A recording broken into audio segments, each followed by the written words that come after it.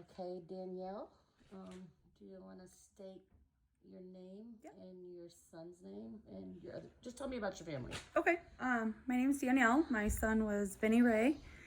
I have 3 other daughters. I have a 16-year-old and a 14-year-old. My 16-year-old is Violet.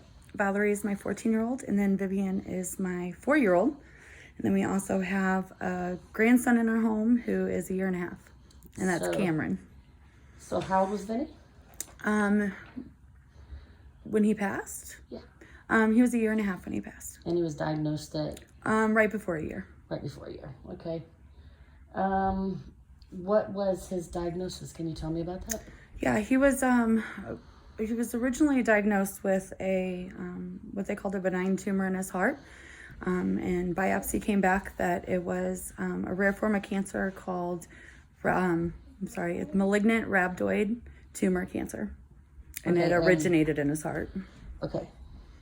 And so how long was he in treatment? He had open heart surgery to remove the tumor in late October of 2017. No, that's wrong. 2018. Sorry. No, it was 2017. Right? No, he was born in 2017. Oh, yeah, it's 18. No, so he was, so I'm so sorry. So he was diagnosed and had his first open heart surgery in October of 2018. And then, I'm sorry, what was the question? How long was his treatment? What kind of treatment did he have? And okay, well, we did the most aggressive chemo that there is they did the same treatment for brain and spinal tumors as they would for these rhabdoid tumors. We did treatment for 8 months before he passed. For 8 months. Mm-hmm. And was there ever a time that he was no evidence of disease? He was no evidence of disease from, he was no evidence of disease at the end of February. So it was like end of February, beginning of March. And then in May, his cancer had come back. So it came back quick. Mm-hmm. Yeah. And when it came back, was it just still in the heart or was it other places? No, when it came back, he had 8 tumors in his left lung, 7 tumors in his right. They found a tumor behind his heart and 1 in his abdomen. Okay. And were they able to do any kind of surgery or treatment after that, or did they just tell you there were no more options? At that time, we were just told that chemo would stop and that he had a couple weeks to live. A couple weeks? Mm-hmm. Okay. The original diagnosis, what symptoms did he have that, so other parents would know what to look for? Right. It's kind of scary because he ran a fever. I thought maybe he, just got a bug or had the flu. He was running 102.5 for 2 days.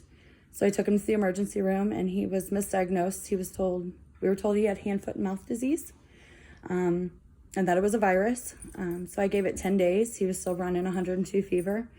I went back. They said that he probably caught a virus while his immunities were down with the hand, foot, and the mouth. And I said, okay. So I gave it a couple more days. And every day he would get a little bit paler, a little bit, as I call gray. He would get grayer. Got to where he didn't want to move or do anything. And anytime he fell asleep, he would scream and cry and wake himself up. We found out he had a tumor on his heart that was pushed up against his pulmonary valve, so he wasn't getting accurate flow to the lungs. So that was one of the reasons that he would scream and wake himself up. Right. It was the body's fight or flight. It was telling him to fight. We were told that that all heart tumors are non-cancerous, so we just needed to have a heart surgery and remove the tumor and everything would be fine. However, they still biopsy any tumor that they take. And the day that he was getting discharged home from his open heart surgery, they came in to let us know that the biopsy came back and he had a rare form of cancer. So how did they tell you? They just came in the room. I've learned 1 doctor is okay, 2 doctors is never okay. They were all shocked as well. But they came in to let us know that there was a chance that the biopsy was going to come back that. And once it finally did, they wanted to have social workers watch Vinny and then our, at the time, 2.5-year-old, so they could take us in a room and tell us that he only had a 10 to 20% chance of survival. And you always know when there's more than one doctor that comes. Always. Or they want to go into another room. Right. If they're coming in to give you good news, there's one doctor. If they're coming in to tell you something's wrong or anything bad, it's going to be more than one doctor. Right. Or they'll want to take you to a different room, one of the two. Okay. I know my initial reaction when my daughter was diagnosed was disbelief and wanting second opinions and a lot of anger. What was your initial reaction? Fear.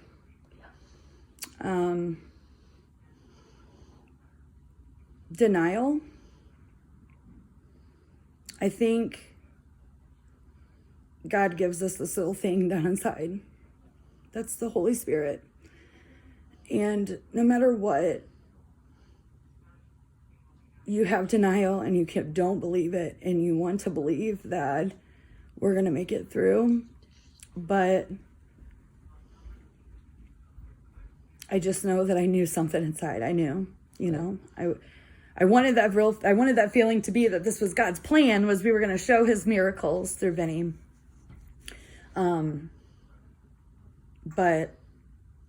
But you did show his miracles through Vinny Ray. Absolutely. And the people that he touched, you and showed. He still shows it today. There's things that come up. Fear, though. Fear. You don't know. You're not a doctor. I've never been a nurse. I've never dealt with cancer before. Not a grandparent, not a parent, not a friend. So it's completely, you are thrown into a realm of uncertainty, unknown. Who do I trust? Do I trust these doctors just because they have a PhD next to their name? Do I try to contact other moms? Fear, as a mom, you know how to take care of your child. And at that moment, you're told you no longer are the one that can cure them. So I'm going to jump ahead. Yeah. Did you reach out to other moms? Did you know of anybody? Were there other families in the hospital that you were at that you could reach out to? Did you have a support system? That's where we'll go with this. I honestly, at the time, no. And it happened so fast. I would say Facebook was a support system. My brother has helped childhood cancer families for years, so he was kind of just my go-to on who I just knew to lead me in the right places with the right people. I reached out to one mom in the hospital just because her child looked about the age of mine, and it's really hard when you go in and it's all older kids, and then all of a sudden you got this baby in your arms, So,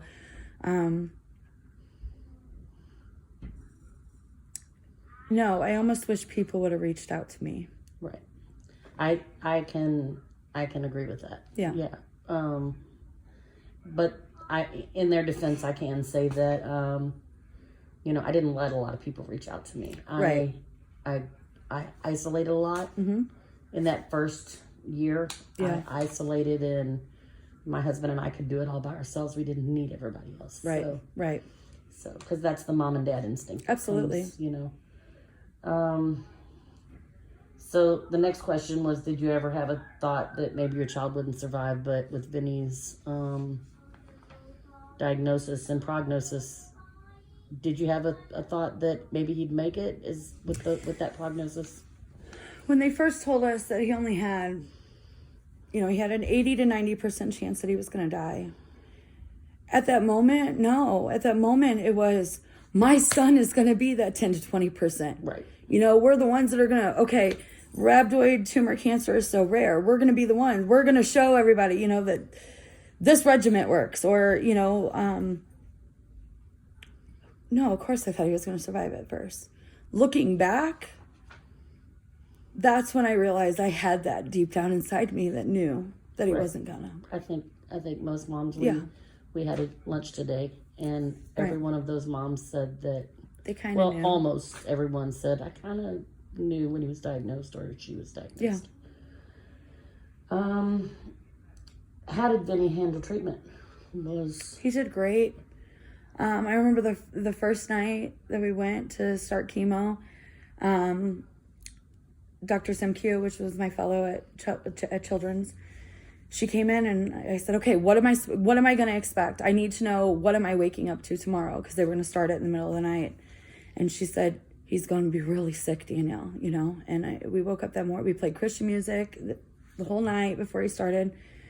And I woke up in the morning and he did great. He didn't really have many side effects of the chemo at all. It got his teeth. It ate his baby teeth. But as the treatment from chemo, it did not affect him like they said that it was going to. Wait. So the next question doesn't pertain to you or I because our children are angel children. So a lot of kids have really bad side effects from their treatment, but we didn't get that honestly pleasure. Probably the worst with having an infant or a baby still in diapers, the chemo diaper rash. But as long as we stayed on it and did the regimen that the hospital gave us, you know, with the meds and everything, we were okay. But we really, I mean, you have to change diaper every 20 minutes. You know? From the day he was diagnosed, what's the one thing that stands out for you more than anything? Just about his cancer, or just the day he was diagnosed, maybe, you know, how they told you or how he, you know, I remember the day Sydney was diagnosed, she was playing and running and laughing and having fun, and my mind couldn't understand how this child that was running and jumping and having fun and giggling could have cancer. Yeah, he had just come out of heart surgery 2 days prior, but we were getting ready to go home. He was a normal 1-year-old, you know. What honestly stands out to me most, and I think I get frustrated with people because I hear things about doctors. And yes, there's people too. Some are good, some are bad, you know. But the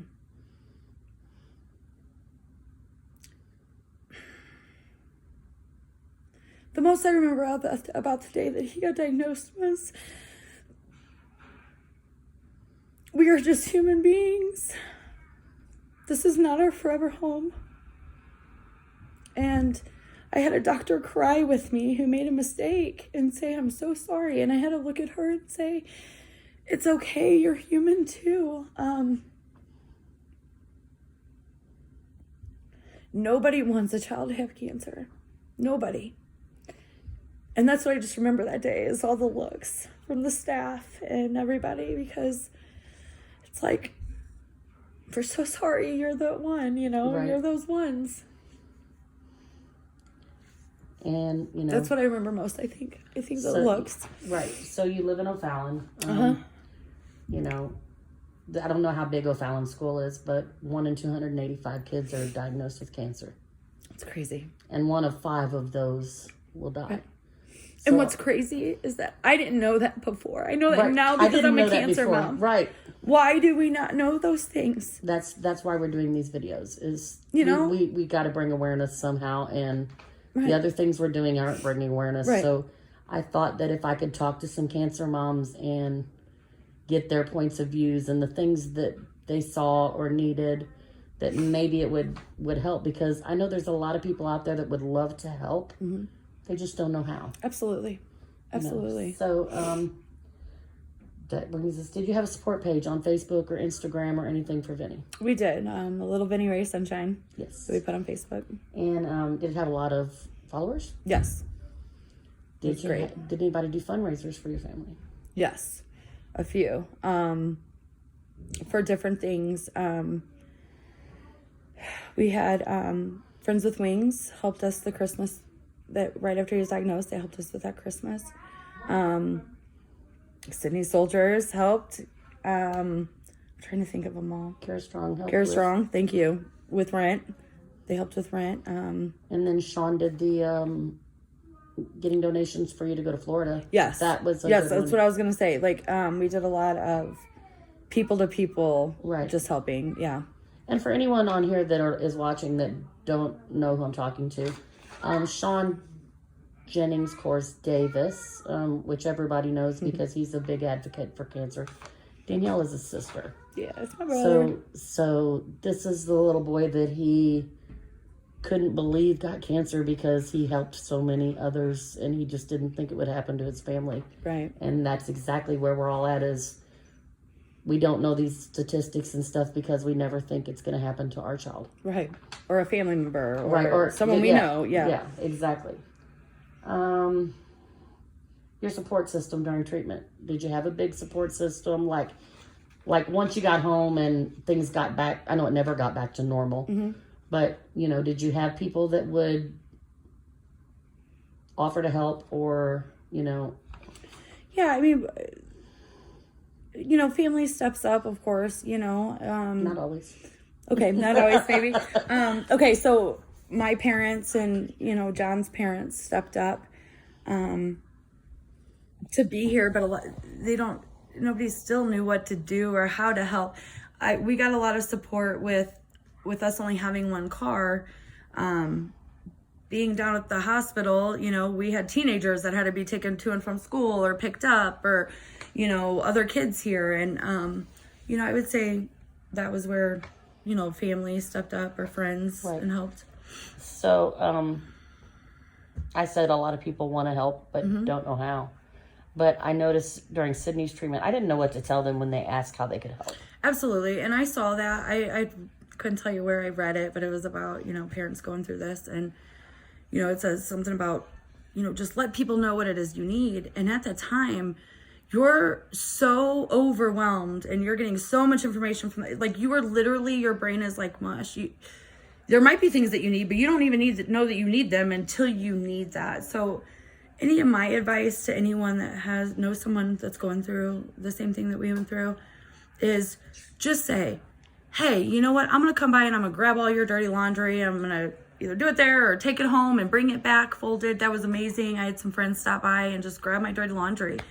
You know, it's just that at home stuff, or especially if there's other kids, from my experience, that you need help with. If you just know in your head that the kids in the home is taken care of, while you can give all your attention to the child that's in the hospital, it's so much more less stressful.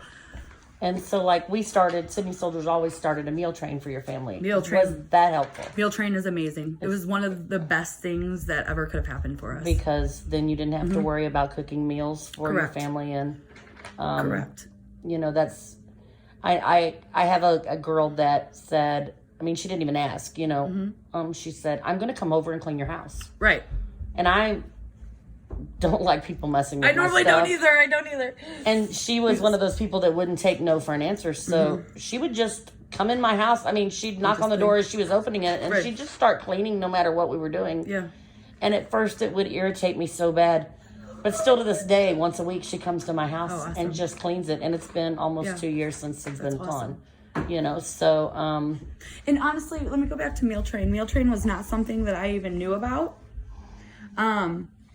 Or even knew that I needed, but to just the time of doing dishes and cooking a meal or going to the grocery store to get the food and coming, that was time that me and John just got to sit and spend with Vinny. Right. I didn't have to worry about that, but I knew we were all going to be fed. And there were so many people, my friends included, that said, oh my gosh, I didn't know this was a thing. Or my aunt who said, I've been trying to figure out a way to help, and this was perfect, you know, and she would stop, you know, sign up on exact what days. Right. And, the meal train was amazing. Good. I'm glad that, you know, because that will help other families and other support groups that, you know, well, what can we do to help this family to know that, you know, that meal train really helped your family. It really did. Sorry, I'm looking at my notes.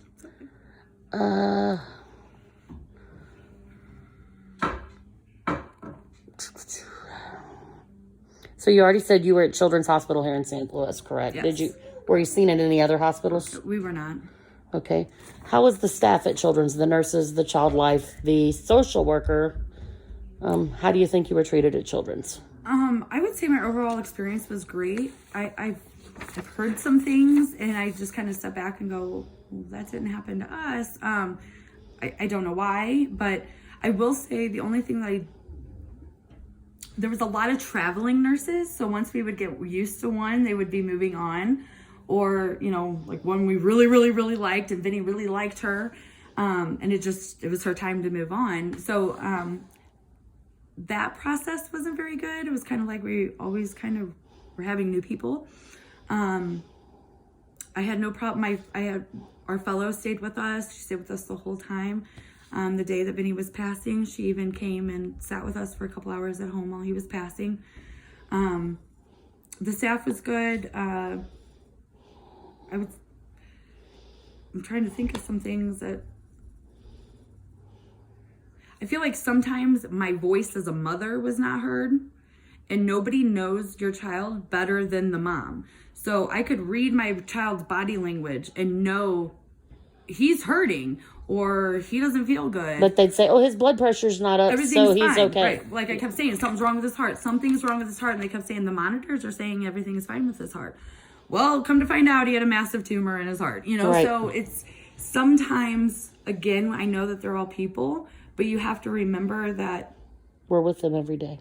these are our babies. Whether we birthed them or not, these are our babies. We're the ones that know them better than Right. anybody, you know? Was social work able to help you with gas cards or, meal tickets while you're in the hospital, anything like that? So unfortunately, that is one of my not so good experiences with children's is we had a social worker that was actually a student. So she was getting ready to graduate. So every time I would kind of ask her about something, it was always, oh, I had to get back to you. And then most of the time I didn't get back to you. But the one thing she really did help us out with were meal tickets for the hospital. I don't think we had to put out very much money at all to eat in the cafeteria. Because what people don't understand is they think, well, it's a hospital cafeteria, it's not going to be much. It's like $8 a meal. It is so expensive. It's more than going out to eat, Right. To a fast food restaurant. It is expensive. Correct. And especially both parents are there. Right. It's horrible. Right. Yeah. And then nobody's working because your child's in the sick. hospital. Right. Yeah. And you've already drove, the hour to the hospital to get there and gas back and forth or whatever. It adds up really, really quick. Do you wish you would have went to a different treatment center, or are you happy with what you've done? I mean, I'm content with the fact that we stayed there. I'm content with the fact that we only fought for 8 months. I don't feel like I had a reason to look anywhere else. However, that mom part of me still wishes I would have went. What is the difference between Children's and Cardinal Glennon? What's the difference between Children, Cardinal Glennon, and Mercy? Right. Why do some go to one and some, is it Right. just insurance? Is it? I think a lot of it is. But my overall experience with Children's was okay. Okay. Was St. Jude an option for you? Honestly, at the very moment of diagnosis, yeah, I thought, oh my gosh, should we be calling St. Jude? Should we be doing this? Should we be doing that? And Was that offered? no. Oh, was it offered to us? No. No. So you didn't have any experience with St. Jude? No. Okay. I'm just saying you get so in the process Yeah. that you just start doing treatment, something else I'm just wanting to bring aware with all these videos is that for so long the St. Jude commercial, I believe, and people have their own beliefs and opinions on things, but I believe that the St. Jude's commercials were misleading. Mm-hmm. They say no child is ever left behind or turned away. Right. In little fine print it says for ability to pay. It doesn't tell you that if there's not an open trial for your child's type of cancer. Oh, okay. So then maybe I kind of was, because there was no open, because his cancer was so rare. Mm-hmm. All of the physicians were calling their colleagues at SSM, at Glennon, at Mercy, at St. Jude's, everywhere. And I was told that there was no running trial for... Right. Sydney was turned away from St. Jude 3 times. Mm-hmm. There were no Wilms tumors trials, but there were solid tumor trials, which is what Wilms was. So I couldn't understand why she couldn't go and be in a solid tumor trial. It's neither here nor there. St. Jude helps so many people that I'm not trying to talk bad about St. Jude at all. This is part 2 still with Danielle. So what kind of effect has your child's death had on your family?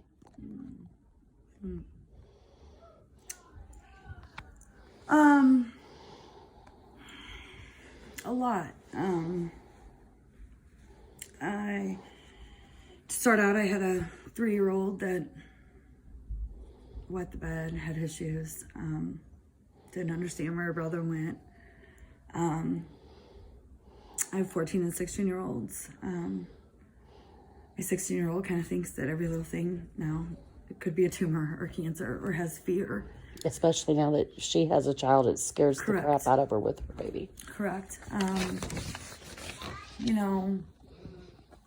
Our marriage was kind of rocky, just like all marriages at the 15-year mark, I guess. And we currently no longer live together.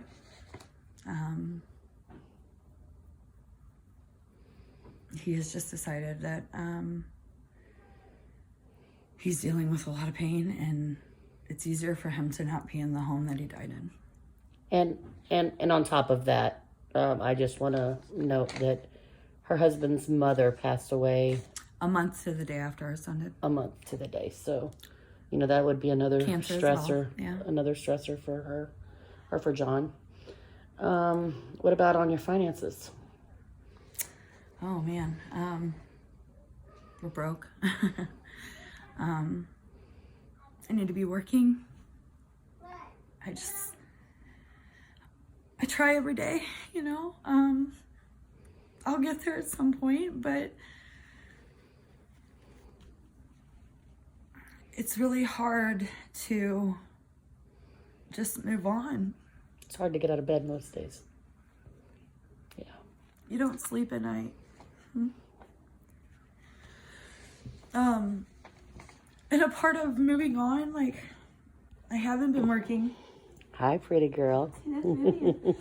I haven't been working, and a part of it is once you move on, you're moving on without them. So any part of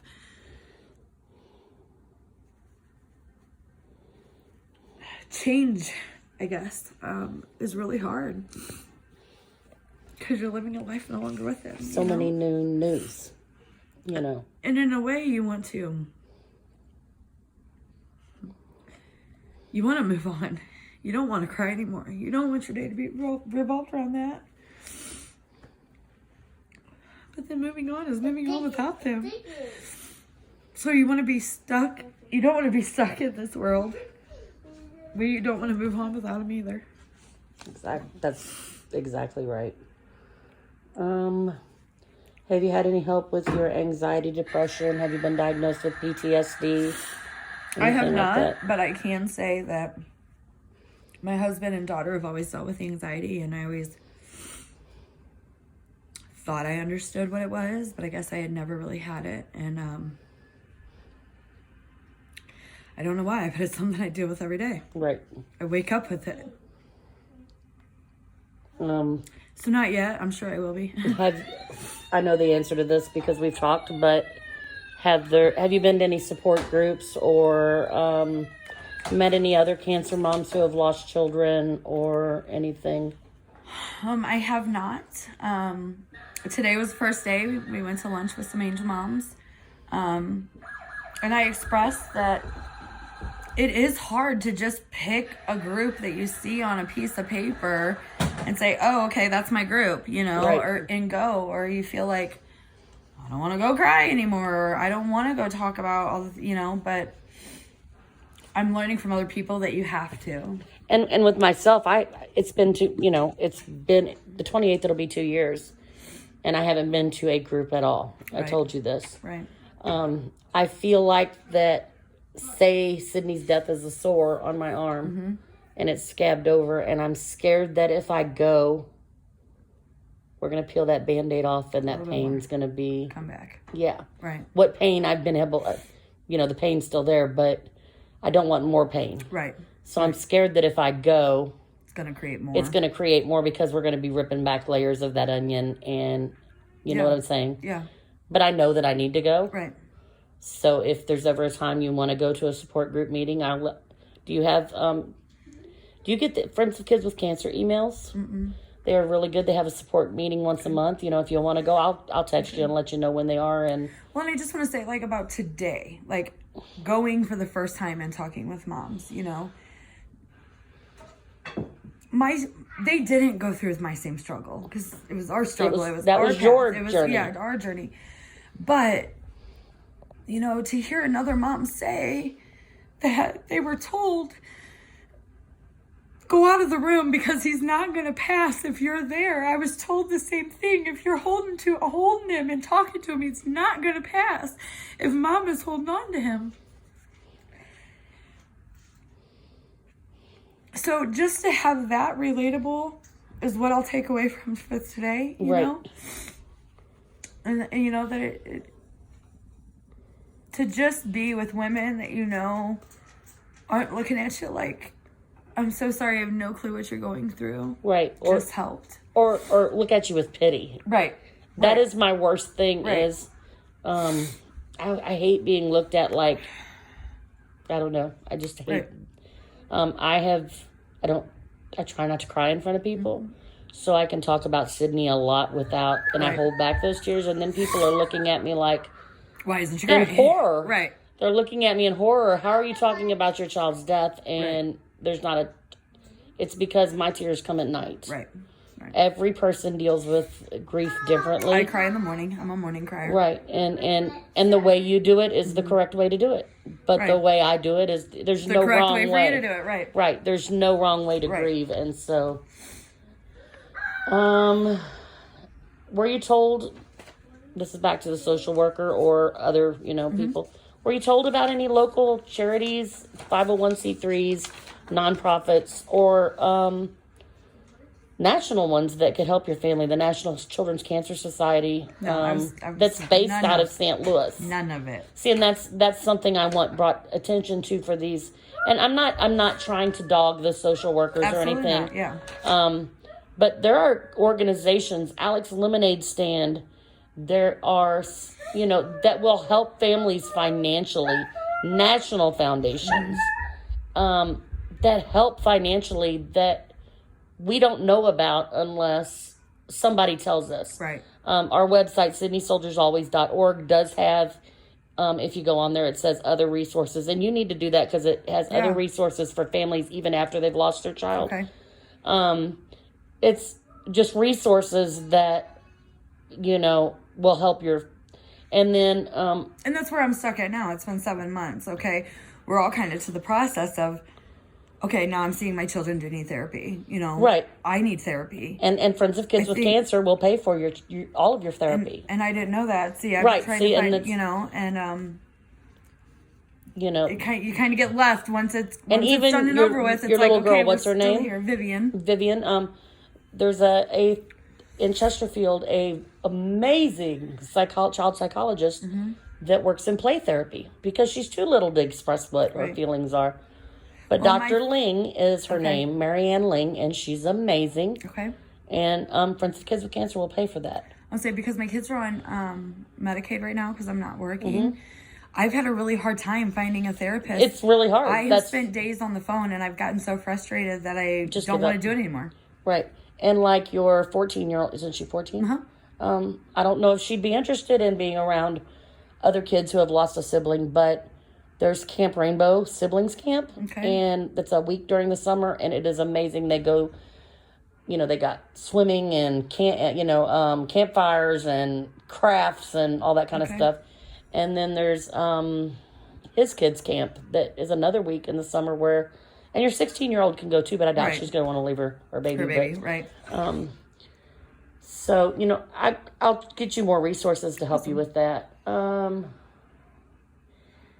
Okay, so what is something that you would tell a parent whose child was just diagnosed with cancer? What would you tell them they need to? I'm going to tell you my story first. I love Mercy Hospital. Yeah. I love our oncologist. I loved our urologist. I loved our nurses. I loved the nurses at the cancer center. The very first oncologist that came into our room said, she's got Wilms tumor. You're going to start chemotherapy on Monday. She's going to start radiation. She's going to do this many rounds.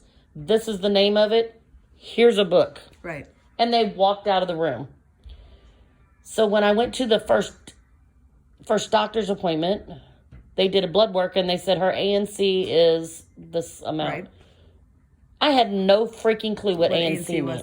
I agree. Or what her red blood count should be. I think we should make a booklet for families that 100% that says when your child is diagnosed with cancer, their ANC needs to be this, and if it's more than this or less than this, this is what you should do. Correct. Because you don't get that information, or I know I didn't get that information. And then they're rambling them off to you so fast. Even when you're asking, you're like, well, I remember with my pad of paper, like... Right, and then you're signing papers that you don't even know. Wait a minute, can we go back to the last 20 things you said ago? You know, like, I'm still stuck on that one, you know? So, yeah, the first time we did blood and all that, I didn't know any of that either. Right, and then that's what, that's why I ask about the hospitals, because, and we've discussed this today amongst ourselves, is that's why I chose to stay at Mercy, is because we saw one doctor, no fellows, no attendings, no anything. Dr. Rob was our doctor. He had a partner, Dr. Heather.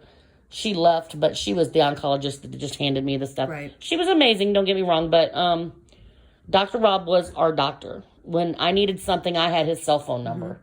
I could call him on his cell phone.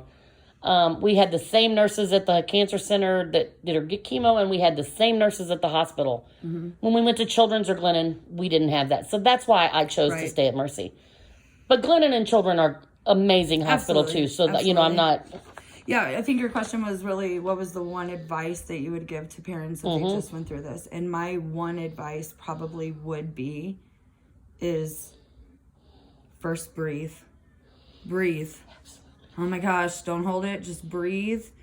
And always know that when they give you those on-call numbers, they would say it at the very beginning. Call us if you have any questions. Call us if you get home and you don't understand, and this and that. And I would just be so overwhelmed. It was like, I don't want to call and be more overwhelmed.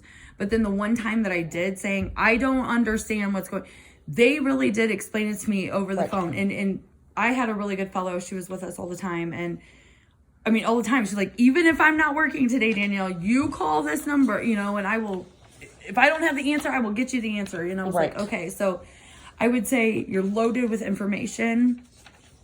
Pick the first couple things that you really want to know about and get the answers. Don't just ask the question, take what they say, and go, okay, my question is answered. No, if your question is not fully answered, do not let them move on from that until you have gotten each answer that you need. You are your child's only advocate. That's right. Yes. That's right.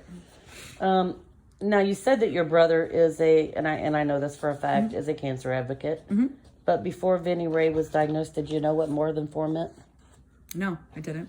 Do you know what more than 4 means now? I do. Only 4% of all funding for childhood cancer actually goes to children. Right. No, I did not know that. I didn't know it even when Vinny first got diagnosed. Right. And a lot of people don't know that. More than 4, what does that mean? It's dumbfounding. Right. It really is. Breast cancer alone gets more than all the childhood cancers. And there's, I think, and don't quote me on this because, I'm not an oncologist. Right. I'm just a momcologist. I think there's 12 types of cancer and then over 200 subtypes. Right. And we get less than we actually get 3.8% of federal funding. And breast cancer alone gets more than that. Right. Colon cancer alone gets... And don't get me wrong, all cancers need funding. Absolutely. I'm not saying take away from breast cancer to give to the children. I'm saying fund more cancer research. Right. So I'm going to skip a few because we've talked a lot about some of these. Can I say something that I've noticed in the hospitals really quick? Yes. With that funding and all of that, I have seen so much waste in hospitals, and I have thought to myself, wow, well, if that money could have been spent to this or, to funding this or funding that. See, and there's my grandson. Hi. I'm just going to say, I'm trying to come up with something off the top of my head. For instance, the throwaway stethoscopes. Yes. Okay, I understand the cleanliness and the but they can clean those. Correct. Right. Those are things that can be cleaned, but instead everyone comes in with a new package and throws it all away. And I'm like, I think there's a lot that could be held to funding. Okay, so were you able to get any help with Vinny Ray's funeral? I'm going to be really honest with you. At that time, a lot of people were helping.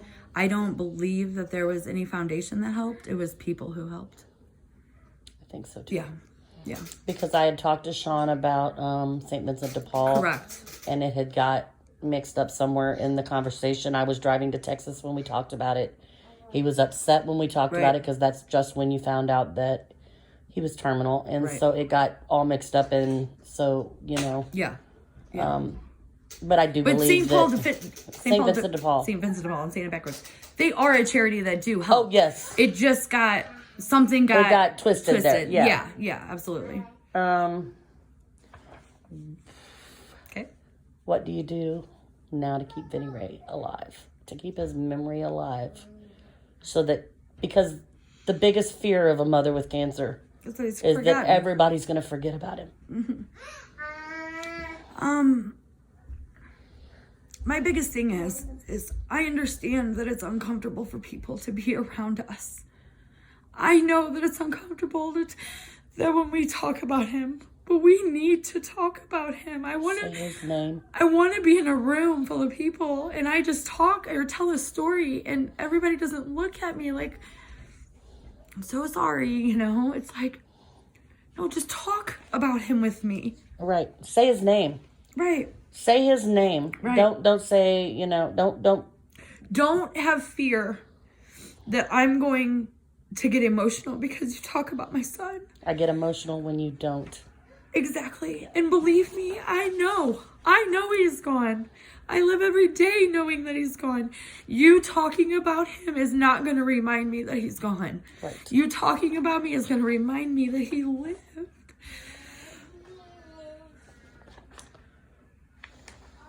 Okay. So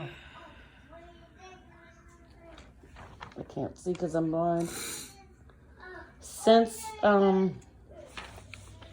Vinny Ray's passed, you know, we talked about our foundation having the resource page and stuff, but and you know, helping with the funeral. But have you been able to get any help with other financial stuff that you needed? Because a lot of times while the child is still fighting, you get all this help and people want to help. But it seems like once the child dies, you're forgotten. That's kind of how it's been. But, and you as a person, you try to go, wait a minute, I got help, you know, like. Yeah, they helped me back then. That help needs to go to somebody that's in the same position I was in. But it has been really hard. Like, we did get help. Your child can't die one day. Your child can't die one day and you'd be expected to go to work the next. Well, that's what I'm saying. Like, we did get help. When he was still here, they helped us for 3 months.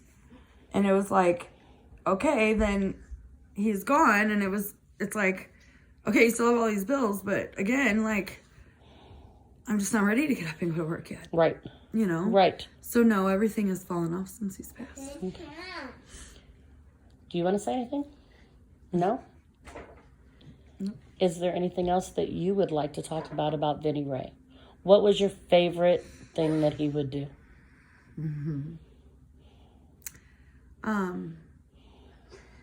My favorite thing was that he loved going bye-bye.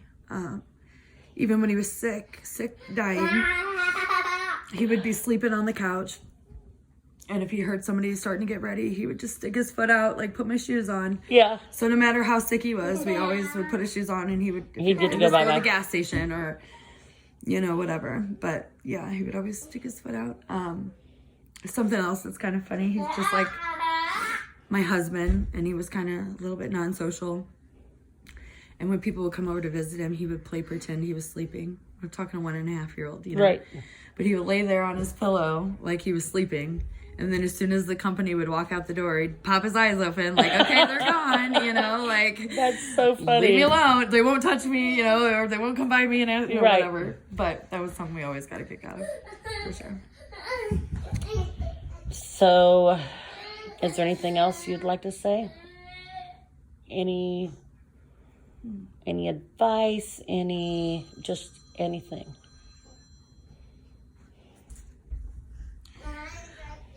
I would just like to say that not even 5 months before Vinny was diagnosed, me and my husband had gotten into a fight. And I remember looking at him and saying, You don't understand how blessed we are. We could be those parents with a sick kid down at Children's or something. Like, we are so blessed.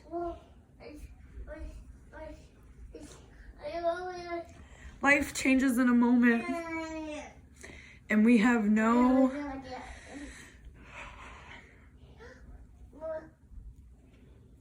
We have no control. And I have to remind myself that Vinny was a blessing, regardless if I only got him for a year and a half or not. And just because we ended up as those parents down at Children's with a kid that was dying doesn't mean that we've done something wrong. But it feels like it. And you wouldn't trade it for the world those months that you had with Vinny? I wouldn't. And sometimes I think, oh my gosh, parents that have a teenager that just died in a car accident, you know, we had it so much better than that because we got time with him at least. You know, we got to say goodbye. No parent should ever lose a child. And I'm not saying anybody that went through that, you know what I mean? And that's what we talked about today is no one. We had lunch with, 8 cancer moms? Mm-hmm. And they were all cancer moms, and they all lost their children. Right. But none of us were alike. No, not at all. We all fought a different battle. Right. We shouldn't compare our battles. No. But we should always, you know, we're a part of a club that nobody wants to join. Right. But we're here for each other. That's right. And that's just... That's right. So, Danielle, I thank you so much for being my first interview for our series. And you have my number. Yes. Call me and text me anytime. Okay. And we're going to turn this off. Thank you, Dana.